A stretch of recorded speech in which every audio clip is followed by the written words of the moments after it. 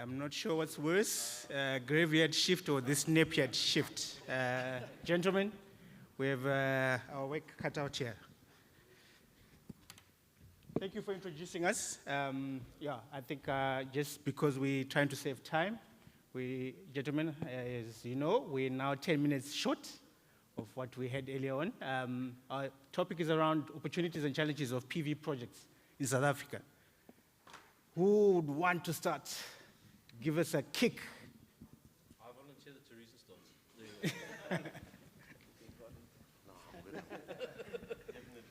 I don't mind getting us started if you want. I think, hi everyone, I'm Dane from Emergent Energy. So we're an EPC focused solely on the C&I industry. And one of the things that we all know is that the economic landscape has not been great in recent months, in recent years. Things have been tough. Businesses have been tight on funds, tight on capital.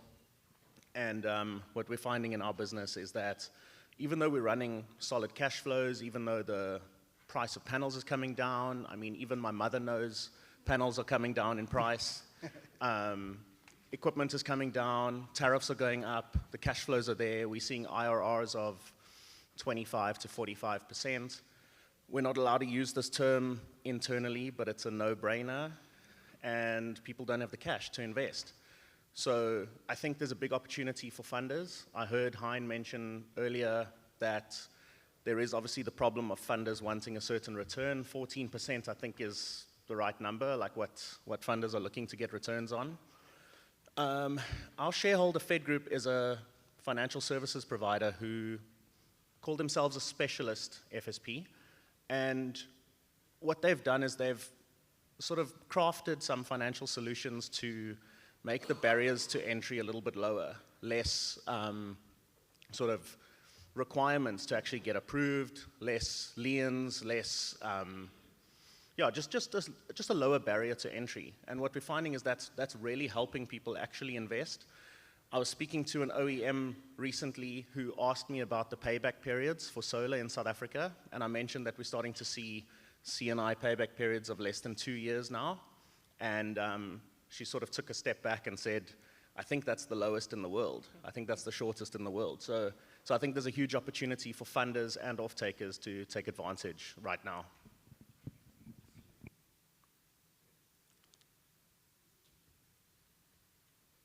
Hello everyone, Matthew Cruz here. I'm an energy expert and I also work as Head of Business Development at Forest Energy Solutions. Forest Energy is an EPCM, so it's engineering, procurement, construction, maintenance of large-scale C&I and agricultural solar. So we're competitors, I guess, in that sense, but also friends in the marketplace as we all are growing the market together.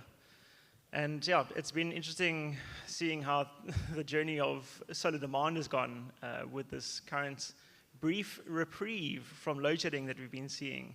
And I get that question a lot. When is load shedding coming back? And especially from the resi installers. There seems to be a direct correlation between, in the resi side, my previous life at Home Energy, focused on resi, there seems to be a direct correlation between load shedding and demand for solar, where when there's no load shedding, there's pretty much zero demand, less than 10% of interest coming through the funnel. Fortunately, on the C&I side, this is not the case. There has been a dip in terms of business owners and decision makers having connected the need for solar to load shedding, but fortunately, it is very financially viable for companies to get solar, especially now. So we're also seeing the IRR 44% is the note I made down here, payback periods of 2 years as well. The numbers are like a no-brainer, so I like that term. I'm going to pick it up on our side. So there's great opportunity in the market, and I see what the barrier is to there being now large-scale rollouts for businesses being education of the decision makers, not so much anything else. So educating the people that are making decisions about getting solar, informing them that while there's no load shedding at the moment, might as well get a nice grid-tied solution, take advantage of the 12B tax solar incentive, and then when load shedding returns, you can just add a battery. We can give it to you in your PPA, bring your kilowatt hour rates up just to what you're paying at the moment, instead of getting 40% off your current rates, or we can give you a battery levy, have it be rental and just take it away when load shedding goes away again, as the government likes to promise is going to happen in a year and a half perpetually. Great, that's it from me. Thank you, Matthew. Hey everybody, my name is Threesen Alwa and I am the country manager for DAS Solar. DAS Solar is one of the top 10 PV manufacturers globally and specializing on N-type production. So yeah, I'm recently joined them and the market is just crazy for us. You know, I'm on the opposite scale of the supply chain, you know, being the manufacturer and cell and module manufacturer, and yeah, it's interesting times. I don't want to bullshit you guys too much, so I'm going to hand this over. Take this side. Nanga from Romana Solar, current GM of the company. The company's been around for close to 15 years now, and I think since the company started till now, we've seen a large increase in competition from other EPCs, some of them sitting right next to us. And I think in terms of the market, that has helped shift the price point for end users, if I can put it that way. But for us, it's also we've had to compete a lot more, which has reduced our margins, if I can say that. But in that, it's also encouraged us to be a lot more innovative in terms of our solution and how we approach the market. We've had different avenues that have popped up, with battery storage being one of them, as well as PPAs. So as a company, we are still growing, learning a lot more about these other areas, and slowly but surely also venturing into small-scale utility with wheeling on the horizon for us as well. Hi everybody, can you all wave because my wife thinks that I went surfing. I just want to get a picture that I am actually sitting in front of you to prove, otherwise she's going to beat, I can't use the swear words that you used, but she'll beat me up when I get home. I'm Stuart Fridman, one of the directors. I've stepped down as the managing director at Rhino Energy Solutions. I've been in the industry since 1996. I've seen it start from very, very modest and humble beginnings when it was 100% off-grid, and it's now evolved into a formidable industry, lots of participants, very large-scale projects, some of the biggest in the world at the time. I've been very fortunate, as I say, to have a long career and a path in this industry. I'll mention some PV brands that I'm sure very few people will even know existed. Who has heard of a PV brand called SolarX? Or Unisolar? Or BP Solar? I'm impressed. But look how few hands are up. Who knows about Seraphim? Okay, I mean, that's an obvious. The point is, as the industry has evolved and grown, so have new OEMs come on board. When we first started, there was essentially one group of suppliers out of Germany. SolarWorld was one of the anchor suppliers with PV, almost a one-stop shop, branded SMA, inverters, etc., etc. Now you have choices. But with choices you have, as one of the questions or one of the statements, you have opportunities and you have problems in the industry. So where I'm coming from, I'm not going to talk about IRRs, etc., etc. They are all self-evident. Using PV in a grid-tied formula in South Africa, with or without 12B, is an absolute no-brainer. I've seen the industry evolve from 100% storage to 100% grid tie, and now the wheel is turning, or the cycle is going back both locally and internationally, where it's cheaper to store and dispatch internally than it is to feed into the grid in some of our EU trading partners. In fact, energy in Austria and Germany has a negative value. In other words, if you are selling it, you're selling it for a loss, depending on the time of the year, et cetera, et cetera. So the opportunities in our space, the energy crisis isn't going anywhere soon, irrespective of what the various utility management teams say. If you look at the growth of the economy, projected high road, middle road, low road, we're looking between 1% and, let's say, 5%. Our population's growing at between 6% and 7%. All of these drive energy demand. On the other side of the equation, we have an aging fleet, It's being stuck together with chewing gum at the moment, but it's aging. I don't see any utility scale plants being built, as in old-fashioned coal burners or oil burners or nuclear. So the real easy to deploy scalable technology is PV with storage. There's no doubt about it. So those are the opportunities. You can start small, whether it's in the C&I space or in the residential space, and you can scale up to whatever the maximum requirements are. Those are the opportunities. The problems that we face from an EPC point of view, and our organization works in small utility down to sort of large residential.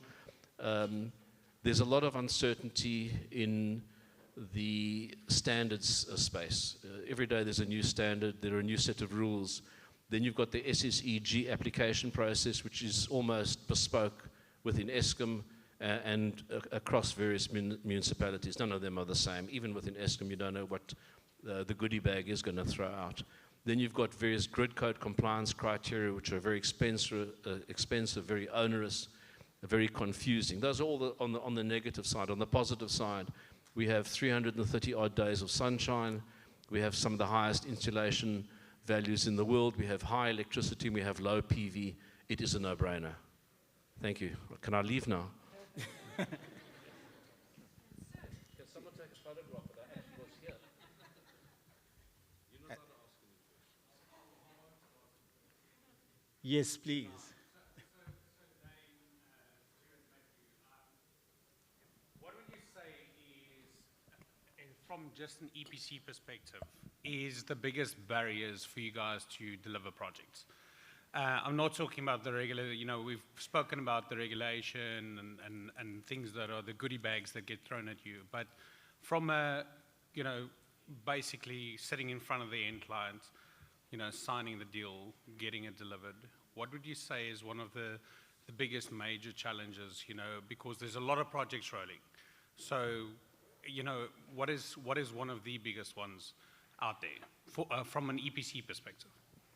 Thanks, Ian. I think maybe 3 people have already mentioned this. So for us, I think the skill shortage is one of the biggest issues.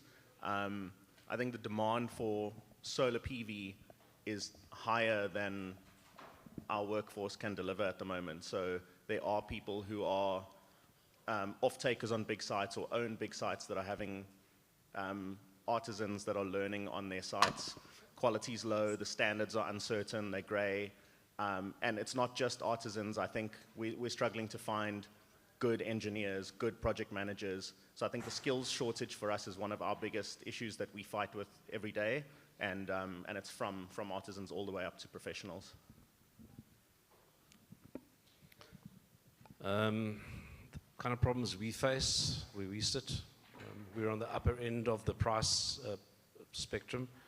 Rhino is known for quality, it's known for deliverables. We've never paid LDs on any of the plants that we've built. The challenges that we face when we sit in front of a potential client is we're comparing let's call it our reference, our terms of reference with other EPCs.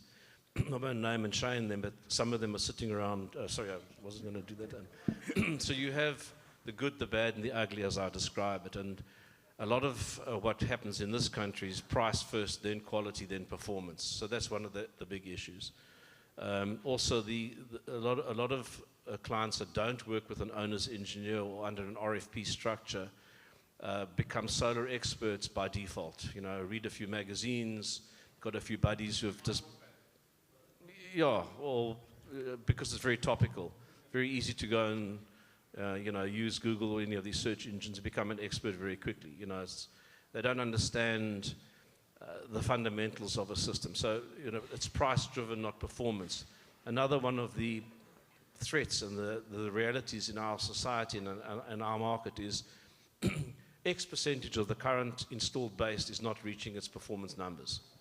And it brings the industry per se, not only the EPC that's sitting in front of a potential client, but it brings everybody's tarred with the same tar brush. There are a lot of plants that are underperforming, which, gets into the market. There's an unhappy client. The client has got an asset finance and they're not making the returns to fund the free cash, which would then pay off the loan, et cetera, et cetera. Those are the kind of things that we see. Buying on price, buying the specification or thinking that the specification is that you're comparing like for like and you're not. Very common, and unfortunately there's a saying that says, let the buyer beware, because it comes home to roost. Because that is actually, what happens in a new or young market. You see that all over. The price overshadows rate. And at the end of the day, they learn, but it costs them again. So the school fees portion. All right, so then what about bridging finance? Is that not been anything for? PV contracts, not an infrastructure contract. Yeah, no, the idea is I want to know, is that not a bridge for you guys? We don't build bridges, we build PV plants. No. So that's not so much. Sorry, don't know, steal Yeah. the thunder. You answer. Matthew? Great, thank you, Hein. So yeah, just to add my 2 cents about what challenges we're seeing, it's interestingly not what was mentioned before, it's actually on our side uncertainty. We've got 40 proposals out, and business owners, decision makers are not being like, pulling the trigger yet. So I'm like, do you see the 44% IRR that's there? Do you see the 1 year and 11 months like ROI? Like, why are you not moving forward? No, we heard that the price of electricity is going to come down now because of the master plan that's happening. Like, okay, well, Eskom's just showing their hand now, asking for a 36% increase, given now already a 33% increase over the last 2 years.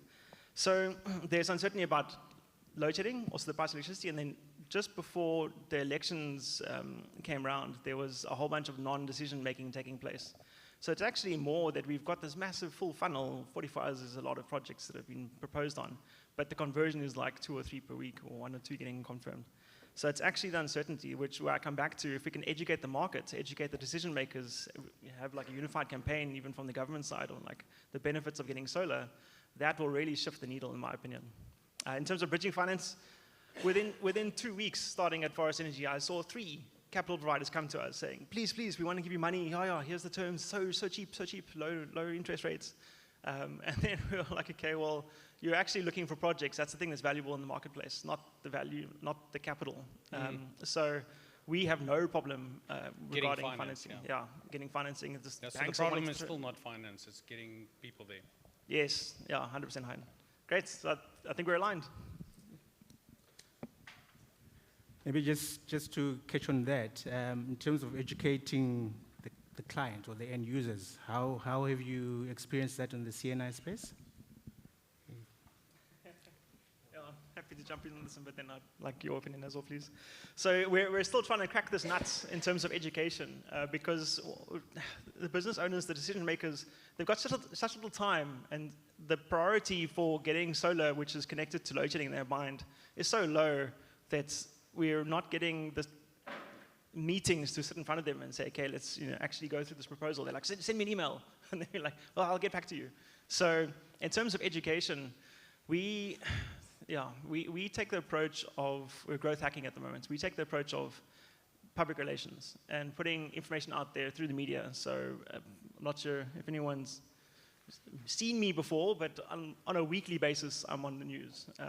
On Newsroom Africa, SABC, E-News, Soweto TV, trying to every time come back to, therefore, get solar. Therefore, it's important to get solar and not be reliant on the government for the price of electricity and for load shedding to remain gone.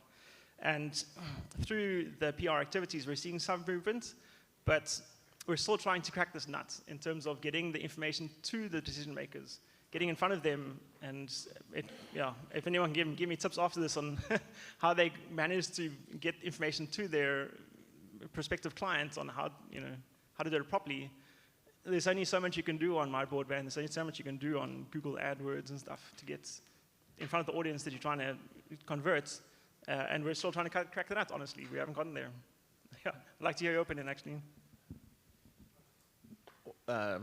Sorry guys, we're kind of hogging the mic here, but I actually wanted to jump in on something that Stuart said and just add to it, and I think it will close the loop here as well, is when we're discussing these types of things with the clients and when we do appear more expensive, I think our C&I sector is quite competitive at the moment, and when you're dealing with, our target is mostly like owner-managed businesses, so you're speaking to these decision makers who are totally involved in their business and want to save every rand.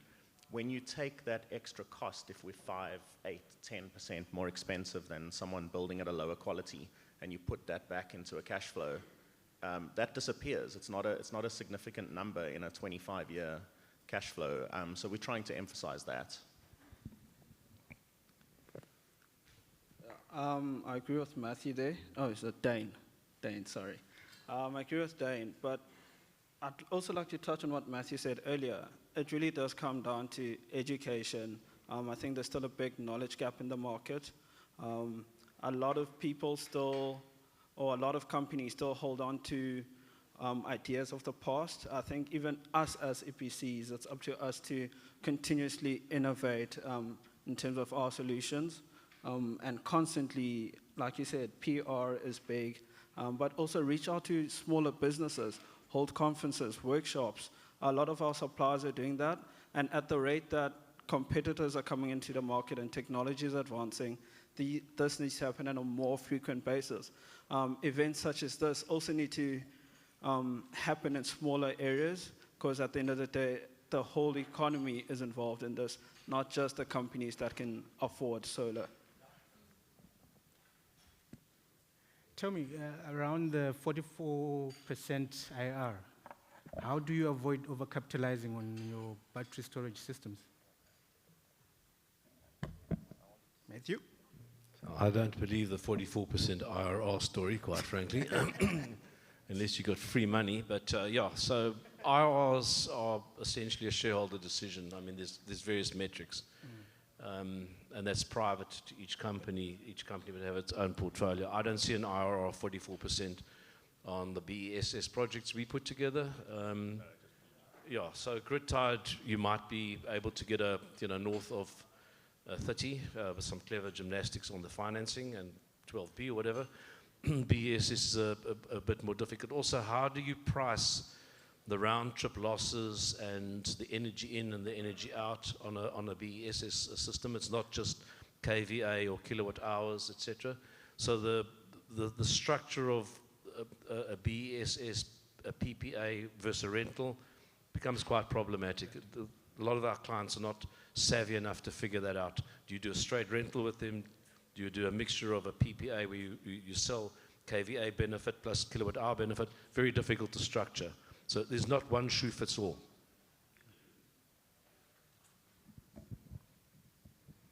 Great, yeah, to clarify, the 44% RR is grid-tied solutions. The main way that you can get 44% is you take the capital that you have that's retained earnings in your company, you don't put your margin onto your project, and then you do it at cost. And then that also the 12B tax refund as well. So that's how you get 44% RR. And it's exclusively grid-tied, solar only with inverters. In terms of overcapitalization, yeah, this is yeah, the PPA that we own, yeah, that we are able to offer. Overnight cost on the straight side. There you have a GP. Yes, yeah.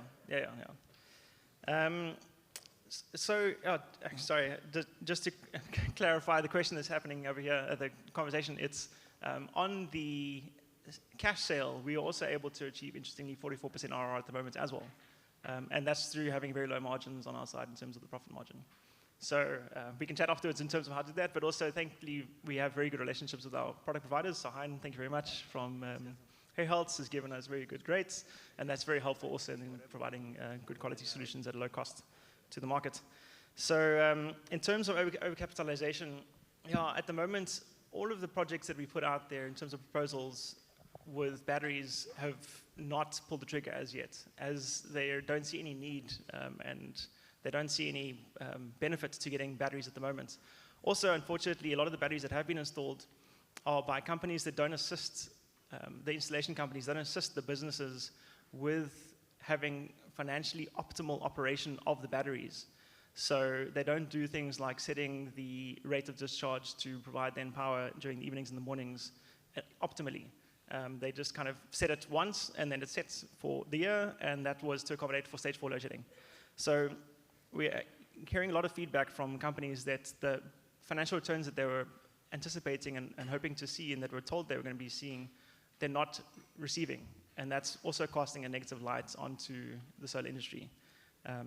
One way we mitigate this on our side is we financially optimize the battery use for our clients that we've installed at. And going forward, I do see there being great benefit for having battery in the marketplace, as I see the way that the price of electricity is going to go is going to shift more towards the evenings and the mornings being very expensive. The main reason being is we haven't really solved in the country yet for the peak demand in the evenings. Coal is the way that we provide a lot of power. 80% of our demand is met by coal, and those power stations, there's been a brief, little bit of private operational capacity coming in and assisting Eskom having a EAF of 70% at times, but those are on power stations that are 42 years old on average, the oldest 5 or 55 years old. They're falling apart. They have been run to failure the last 5 because they've had the timeline of we're going to be shut down in 2-3 years anyway, so let's run to failure our units. As a unit gets a catastrophic failure on the forced draft fan or the mills, then we'll cannibalize the plant equipment on that unit for the other units, and this is now I'm referring to Komati Power Station where I started my career.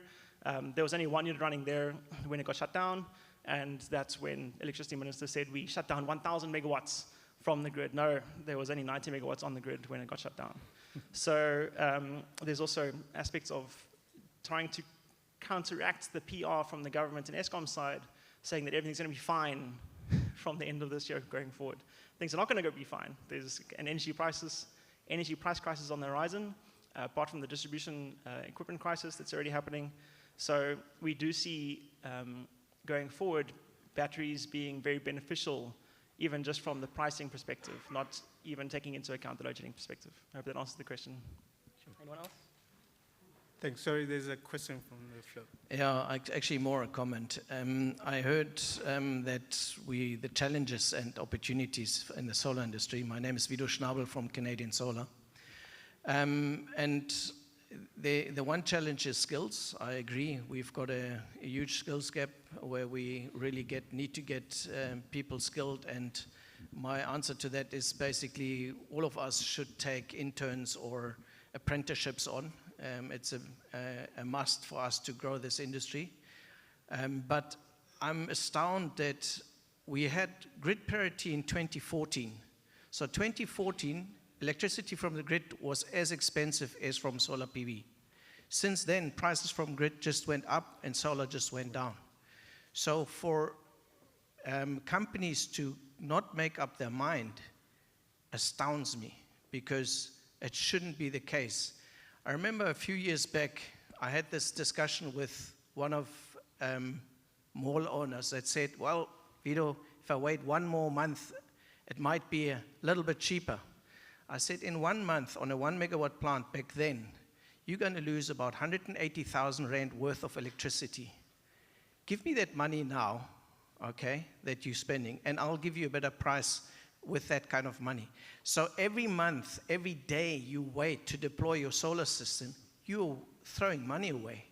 So to get these MDs or these people to take this decision to make up their mind should be as easy as, anything else. So I'm astounded, and I think we all expected that growth that we had last year, that rocket growth, that it continues like that.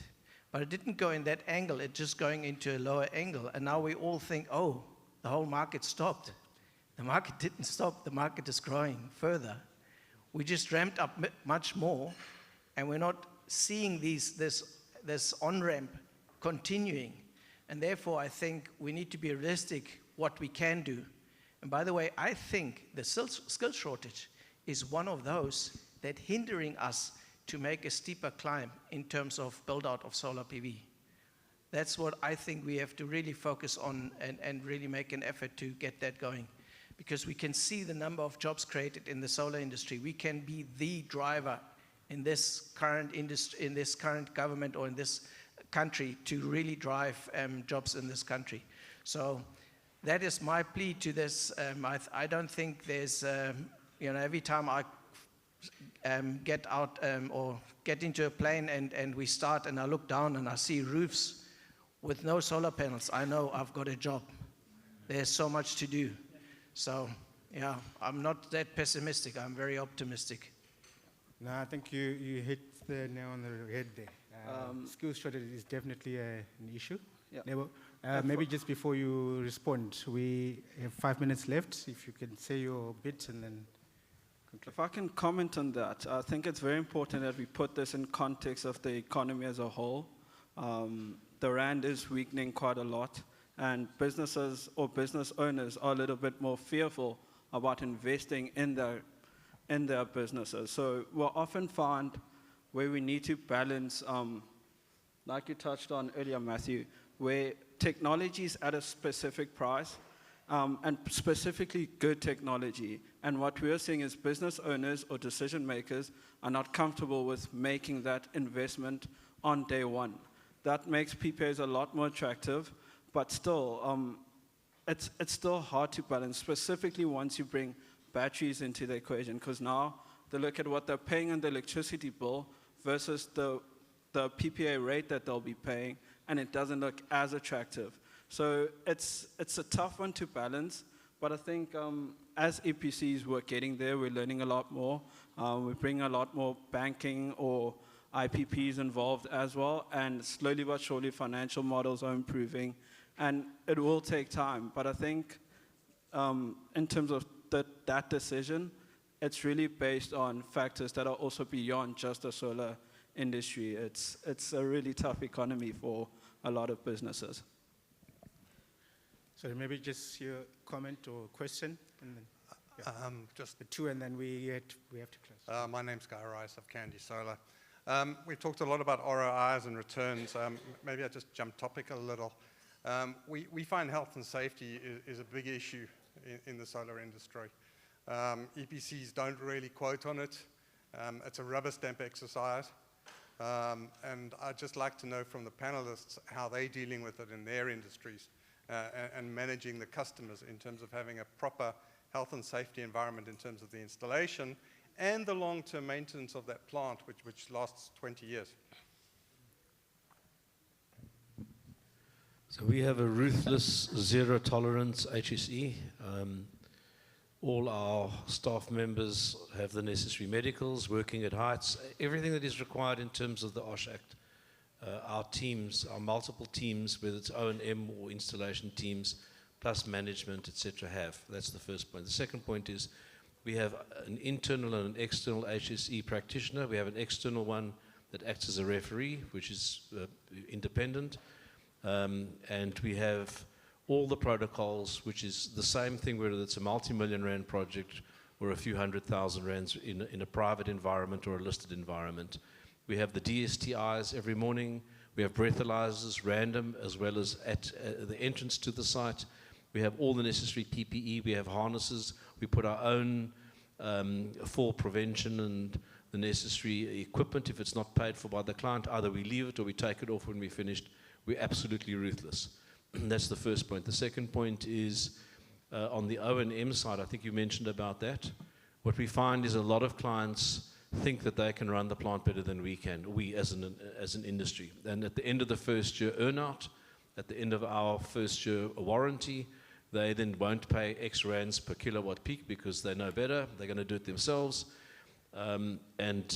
Inevitably, they will have a plant that will fail to perform, and we'll get a phone call, or we get a phone call from other sites where the competitors have walked away, and we asked to intervene, and the plant is in a state of disrepair because of neglect to spend a certain amount of money, which is made up in the first 3 or 4 days of the month by the performance of the plant. So the O&M is a big sword that hangs over the site, and it is a serious oversight on behalf of, I would say, most of our clients, or when I say our clients, the industry per se.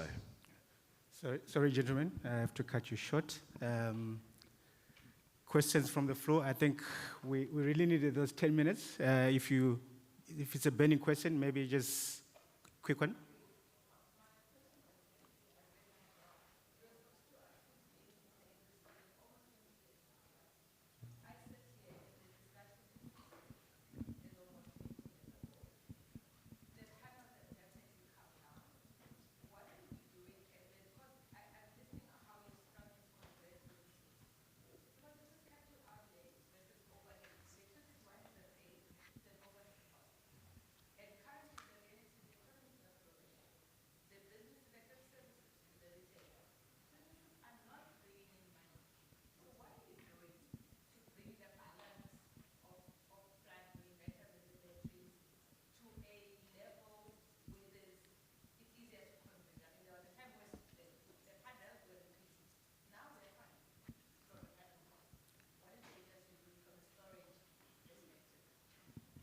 From a Stuart. price per unit or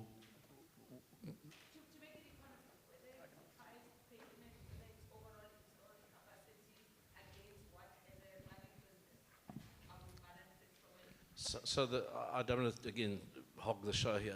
It depends which problem you're solving. When there's load shedding, you have security of supply.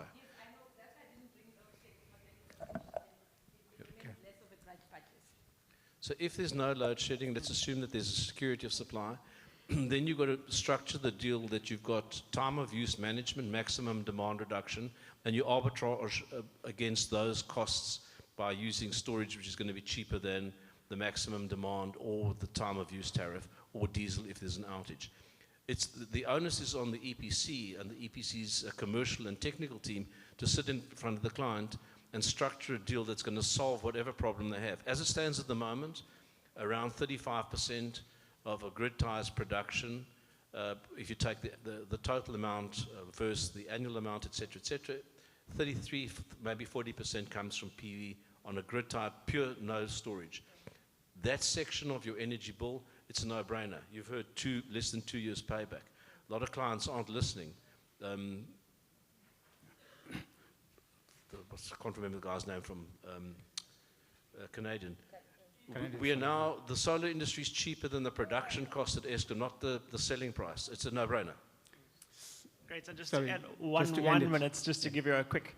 So what we're doing for businesses is we're saying straight, you get 40% off per kilowatt hour. If you get grid tied, and if you want battery, then it's just whatever you're paying at the moment, and it only escalates 6.5% per year, whereas Eskom's going to escalate roughly 15% on average. So that's what we do to the businesses to make it profitable or attractive for them, that they're not going to have any costs, especially getting a solar system for free with batteries for free. Great.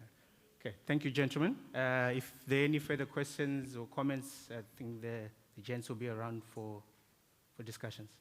Thank you, everyone.